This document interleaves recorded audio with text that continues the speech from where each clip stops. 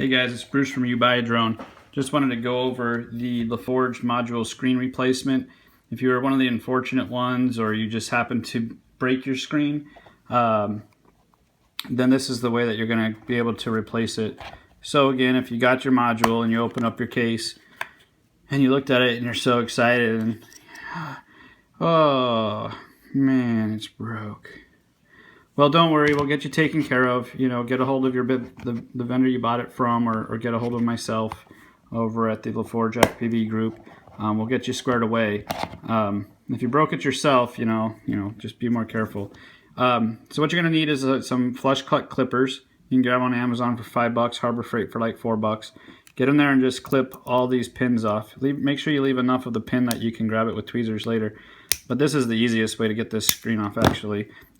You could unsolder it and go back and forth and just pull it off. I think cutting it is the most simple way to do it. So you got that. I got a little helping hand here. I just clip it too. And then I can get my some tweezers.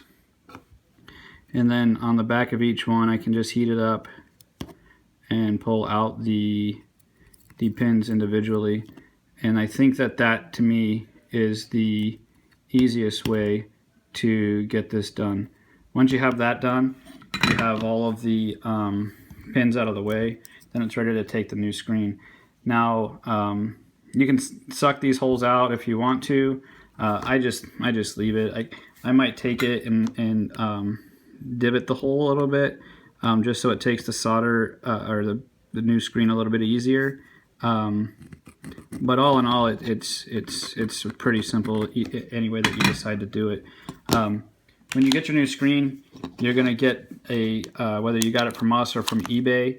The thing you want to make sure of is that the screen itself is labeled ground, VCC, SCL, and SDA. But ground and VCC are usually switched, so you want to make sure that it's ground and then VCC. So once you've verified that, the next step is just going to be to reseat the screen. Now, all you're going to need to do is, obviously, if you put pressure on these pins, you're going to heat up your fingers. So you're just going to have to figure out the best way for you to do it. I usually put some pressure on maybe the outside two pins, or if you have a helping hand to hold on to it, then you could do it that way as well. But basically what you're going to want to do is, I just like to heat up one hole. Let me tin this real quick, make it a little bit easier. I like to get one hole ready, and I push that side of the screen into there, and that's kind of like the start of it for me. So if I do this, I can get that one pin started, and then it makes the rest of it super simple. All right, so that pin is in there just a little bit, but what that does is it allows me an area to get the rest of these pins going. So what I'll do is I'll just start moving back and forth, and then making sure that these pins are still aligned. I start going back and forth. There we go. It's starting to heat up good, and then they'll just slide through once it's they're all hot enough. Now you'll see this screen isn't straight, so what you'll just want to do is go back through and individually heat up two that are next to each other, and then once you're able to do that with them, you'll be able to move the screen around. Like it just moved down a little bit. There we go, and then a little bit there, come out a little bit more. So you're just going to want to play with this and until you get it right where you need it.